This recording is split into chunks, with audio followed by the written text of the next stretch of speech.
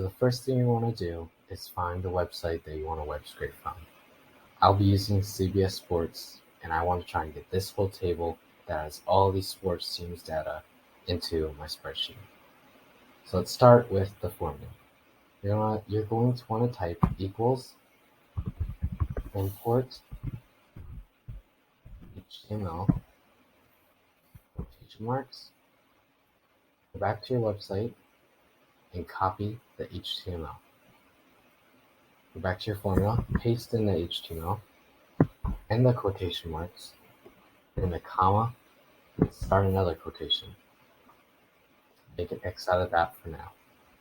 Then you're going to want to copy this code that I have, and I'll put it in the description below, but you want to copy that.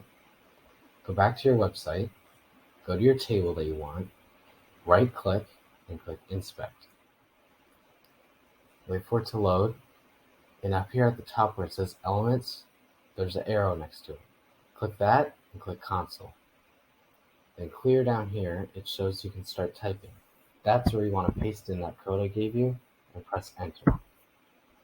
And now it just created this whole code right here, which starts with table, and it's the number 1. So this we call it table 1. So that's the name of this whole deal here, table 1. So go back to your spreadsheet, go into your formula, go into those new quotation marks, type in table, close those quotation marks, click comma, quotation mark 1, and the quotation mark. Now click enter. And it just created that whole table from the website, this whole thing right here, on your spreadsheet.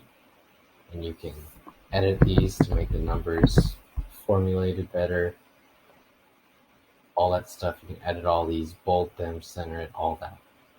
And your URL, your code, your formula is right here. So if this were to get deleted, your whole thing's gone. So don't do that. Also, as that website gets updated, your spreadsheet will get updated. So if they update Buffalo to have this say 6134 on the website, they'll get updated on here. All right, that's it.